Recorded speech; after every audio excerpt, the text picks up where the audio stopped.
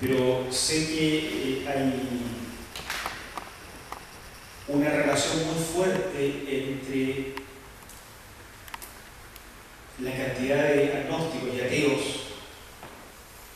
y las formas de cristianismo que nosotros vivimos hoy. A veces es una relación negativa, a veces es una positiva. En un debate entre Ernst Bloch, un ateo famoso, y Moltmann, Jürgen Moltmann, un teólogo famoso, Bloch dijo, porque esto es lo que siempre dicen los ateos, los filósofos, y los teólogos también dicen lo mismo, que todo el mundo quiere ser académico en esto, ¿no? Bueno, Moltmann es de verdad académico, Bloch también. Bloch dice, solo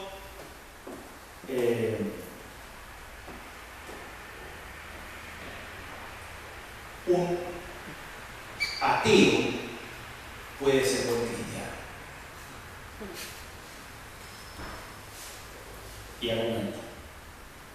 Es una frase metafórica, por supuesto, ¿no? Pero solo un ateo. Y Moltmann, el cristiano, responde diciendo, sí, pero solo un cristiano puede ser buen ateo. Lo que pasa es que una de las acusaciones que se hizo a los cristianos en el Imperio Romano era de ateos, porque los cristianos se negaban a adorar a los dioses. Se les acusaba de ateos y se les quemaba. Entonces, ¿qué es ser ateo? No tener ídolos. Desde esa perspectiva, Moltmann tiene toda la razón. Solo un verdadero cristiano no tiene ídolos. Pero los malos cristianos, Carolina, nuestras iglesias incluidas a veces, pero no son las iglesias, son las personas dentro de la iglesia las que somos malos cristianos. Estamos llenos de ídolos. Llenos de ídolos. Entonces ni siquiera podríamos ser buenos ateos. ¿Se fijan? Y los ateos crean su propia forma de ser ateos, porque ni siquiera servimos para modelo de los ateos. Porque estamos llenos de ídolos, nuestros reglamentos. Hasta la Biblia aparece como un ídolo que quiere reemplazar a Dios. Hay gente que le tiene más amor a la Biblia que a Dios. Alguien dijo, ¿por qué no hacemos lo que hacen los creyentes de la Biblia? Adorar a Dios. En lugar de ser casi musulmanes en la interpretación de la Biblia. Entonces, yo creo que si hay un camino en este vínculo entre los cristianos y los ateos, Carolina, es un camino que va o que se inicia por, primero, romper lo que son nuestros ídolos, con la finalidad de que aflore el verdadero Dios. Y cuando aflore el verdadero Dios, que debe estar en algún lugar, pero seguramente no en nuestros bolsillos, no es manejable, digo, y no en nuestras cabezas. Nosotros no podemos crear a Dios, aunque al Dios que adoramos a veces es el que creamos nosotros. Una vez que aflore este verdadero Dios, probablemente lo primero que vamos a hacer es que va a dejar la escoba en nuestras estructuras, pero vamos a empezar a ser verdaderos ateos, o sea, vamos a dejar de adorar a los ídolos. Y tal vez en ese momento encontremos una forma de vincularnos con personas que hoy no quieren acercarse a la iglesia porque están buscando a Dios. ¿Se entiende lo que dije? Quiero buscar a Dios. Por lo tanto, no me quiero acercar a una iglesia, porque la iglesia se está adorando a los ídolos. Y están buscando a Dios en el Valle de Elqui, en una volada con droga, en alguna religión oriental, porque les parece que por lo menos esas religiones están menos viciadas con los ídolos. Es probable que recuperemos mucho de la vida cuando nosotros nos reencontremos con Dios. Agustín dijo, San Agustín para los católicos, Agustín para los evangélicos. Y no. Si lo captas, si lo aprendes, si lo agarras, ya no es Dios. Dios apenas puede ser conceptualizado. Por eso le decimos Dios, pero una cosa metafórica. Le decimos Padre, pero no es hombre. No es hombre ni mujer. Le decimos pastor, Jehová es mi pastor. Entonces, pero todo eso es metafórico porque Dios está por sobre todas estas cuestiones. Entonces, insisto con esto. Tal vez, si nos, como Pablo, ¿no? Si nos reencontramos con Dios, esto va a salir como una bella evangelizadora, pero no es, ¿eh? Si nos reencontramos con Dios, probablemente va a ser más fácil anunciar el Evangelio a otras personas y va a ser también más obvio la necesidad de ir creando nuevos caminos. Los caminos a Dios pueden estar bloqueados por nuestra idolatría. Y no quiero usar ustedes de idolatría, me refiero a nuestra en el sentido global de la iglesia, ¿no? Una pregunta más. Doctor, muchas gracias. Quería hacer una consulta en relación a la exposición. Son más que nada como la lectura que hacía el apóstol Pablo en relación a lo que vivía, digamos, no era ajeno a lo que vivía la sociedad y en el contexto en el que estaba, que él pastoreaba, digamos.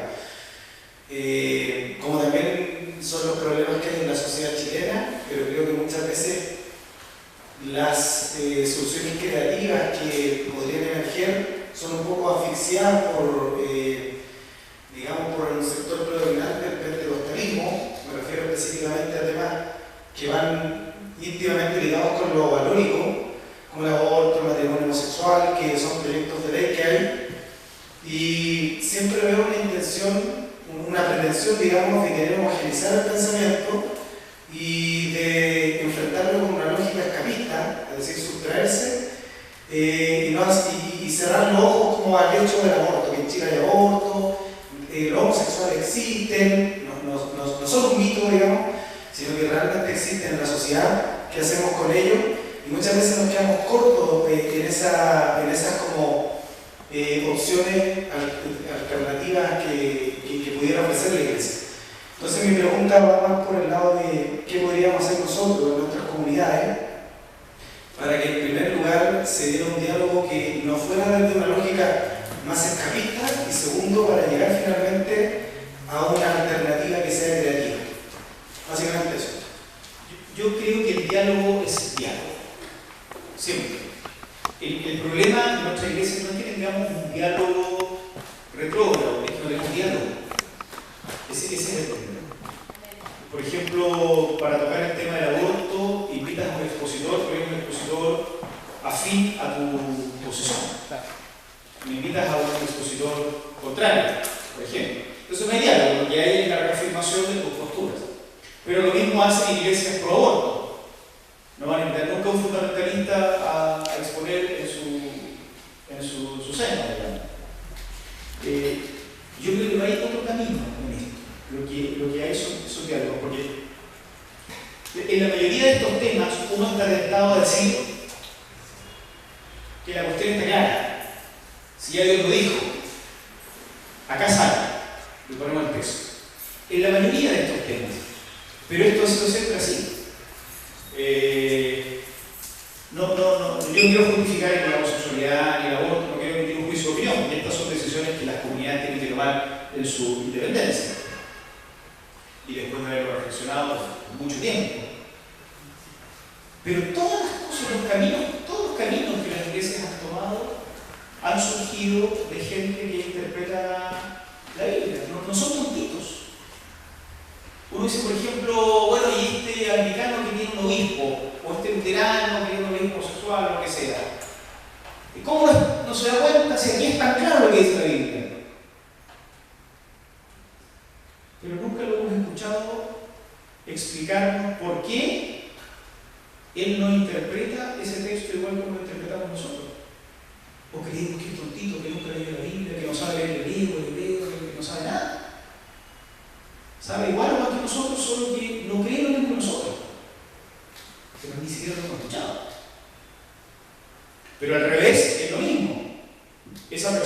dice, bueno, ¿cómo puede haber gente fundamentalista que cree que la homosexualidad es pecado si esta cuestión es tan natural como ser zurdo? Dicho sea de paso, hubo una época en que ser zurdo era pecado, ¿se acuerdan? Zurdo, no metafóricamente, zurdo de verdad. ¿No? Era una enfermedad y había que curar a los zurdos de alguna manera.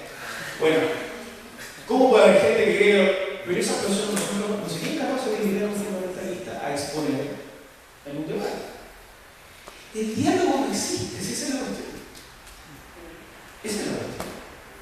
Nosotros decimos, es tan claro lo que dice la Biblia sobre la homosexualidad y esto, liberales están en pecado. Viene alguien más fundamentalista que nosotros y nos dice, pero si es tan claro que al niño hay que castigarlo con palos.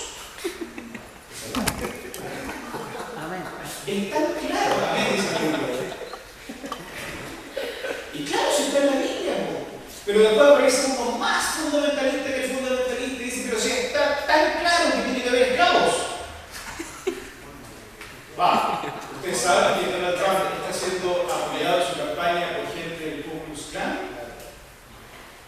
Y ustedes saben que el fundador del Ku Klux Klan fue un pastor evangélico. Y ustedes saben que hay pastores evangélicos dentro del actual Ku Klux Klan. Y ustedes saben que hubo misioneros evangélicos, no voy a decir de qué denominación, que llegaron a Chile hace algunos años atrás que creían en el ejemplo. Pero si es tan claro lo que dice la Biblia, el esclavo sirve a su amo. ¿Te das cuenta que lo claro no es tan claro?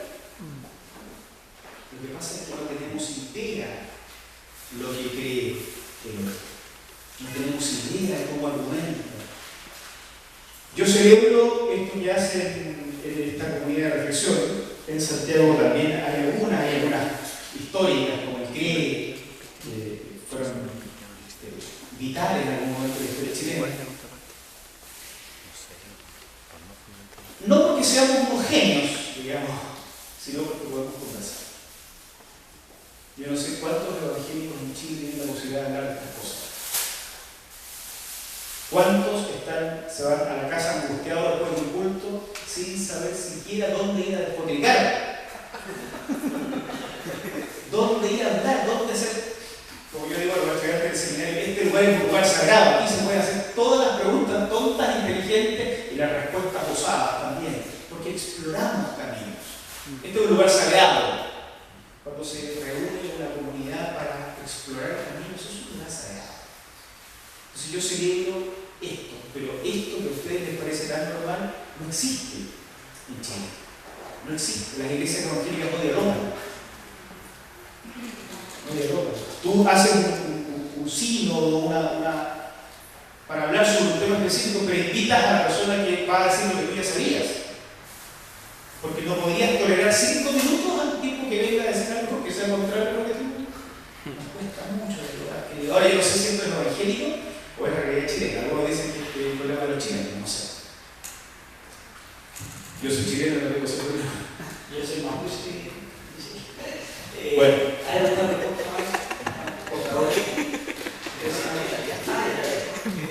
Vamos a hacer la última vez. Sí.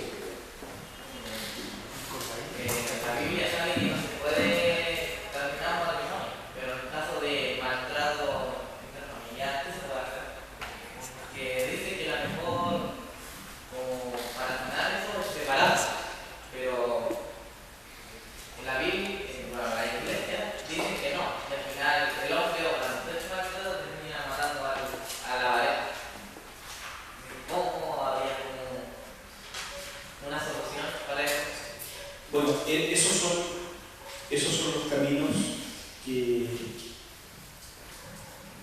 las iglesias, pero a veces si no son las iglesias son por lo menos las familias. Esos son los caminos que las familias o las iglesias tienen que tomar, a veces distanciándose de los textos. En el texto bíblico estamos en una época donde una mujer sí debía morir en la mano de su marido si fuera necesario. Eso no era un conflicto, pero no solo una mujer, también una hija mujer, que cuando alguien tenía un hijo varón, lo criaba y si era mujer la podía dejar en un bosque por ahí cercano. Eso era una cosa aceptada por la sociedad del siglo I, ¿no? Y era aplaudida por el Estado romano también.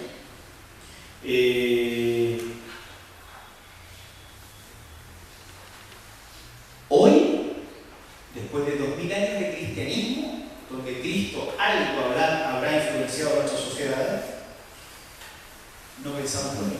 La mayoría de las iglesias no piensan lo mismo.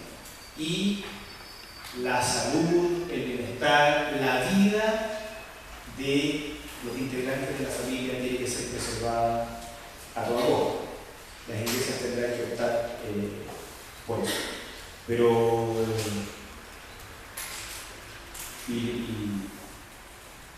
cuando ya no hay solución, hay que preservar la vida. En mi opinión, dentro de las escalas de valores, la preservación de la vida es una cuestión fundamental. Y cuando está en peligro la vida de integrante de una familia, hay que salvarlo a todo valor. Las iglesias deberían jugarse. Yo he visto pastores denunciar a hombres por maltratar a su mujer.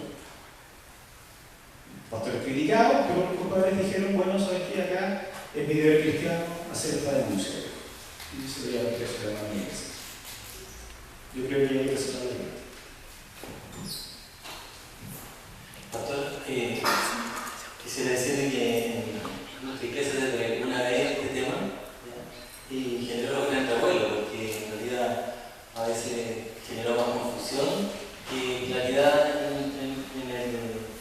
en el discurso. Sin embargo, yo quiero consultar lo siguiente, porque yo quiero quedar, y a lo mejor los hermanos también sería bueno que quedar claro con un concepto que dice, en el versículo 6 dice, mas esto digo por vía de concesión, no por mandamiento. Entonces, quisiera saber, cuando está hablando Pablo por vía de concesión y después hace todo el relato hacia abajo respecto a lo que usted declaró, eso, vía de concesión, es lo que usted expresó como que el Espíritu Santo habla a uno y por lo tanto, desde esa perspectiva, yo interpreto lo que no, el caso que la Biblia no nombra, porque la Biblia no tiene por qué nombrar todos los casos. Y el Espíritu Santo me habla. Y por lo tanto, ¿esa es la vía de concesión de la que habla Pablo?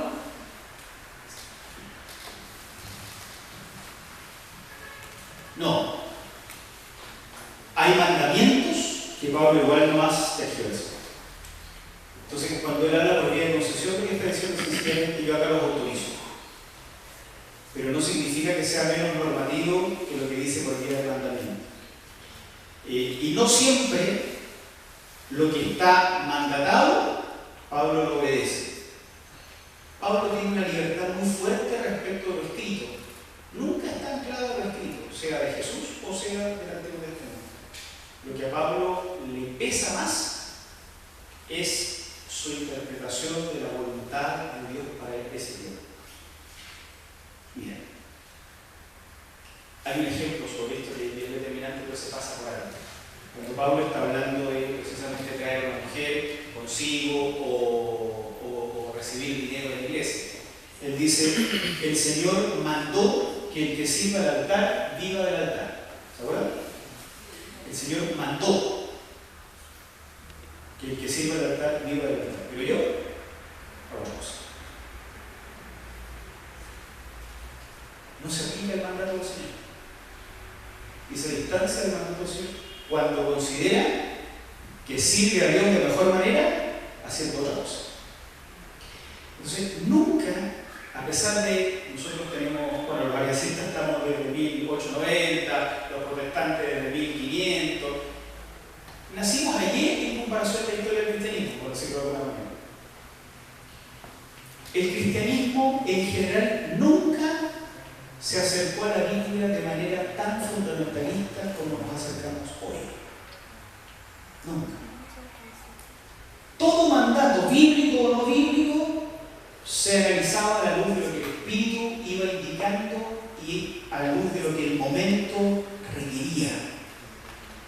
Por eso, como digo, ese ejemplo de Pablo, pero hay otros también, es muy notorio. El Señor mandó que el que sirve el altar viva el altar. Sí, muy mandado será, pero yo no acepto que a mí me den nada, ¿se acuerdan? Ese texto es medio chocante porque parece soberbio incluso de Pablo. Entonces, no, Pablo no tiene un vínculo con el mandato tan radical como el que nosotros imaginamos, o el que nosotros tenemos. Entonces, cuando él dice algo por vía de concesión, hay que entenderlo así en un sentido llano. Hay cosas que Pablo les exige y hay cosas que Pablo les sugiere. Eso de la vía de concesión Es, por decirlo de alguna manera, una sugerencia. Pero esto, jutos, la posición griega, esto, o el demostrativo, se refiere a lo que acaba de decir y no a lo que dice más abajo, sino a lo que acaba de decir. Pero esto lo digo por vía de concesión. Pero se refiere a algo que es mi sugerencia, lo que acaba de decir. Bueno, pastor, como recomendación, cuando nos introducimos a la escritura, ¿qué es lo recomendable en lo pedagógico?